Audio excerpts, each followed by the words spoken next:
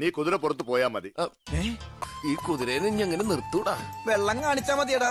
വെള്ളം കണ്ട കുതിര നിക്കൂ? കേട്ടിട്ടില്ലേ, ഓടും കുതിര, ചാടും കുതിര, വെള്ളം കണ്ടാ നിക്കും കുതിരാന്ന്. നിലത്ത് വീഴുന്ന ഉറപ്പായല്ലേ? മുറുക്കെ പിടിച്ചോ. ആരോടാ? എന്നോട് ഞാൻ തന്നെ പറഞ്ഞതാ. പോണു. ഇതെന്താണ് ഈ കുതിര ഇങ്ങനെ വട്ടം കിറക്കണത്? ഇനി ഇതിനെ കുതിരവട്ടത്തുനിന്ന് കൊണ്ടുവന്നതാണോ?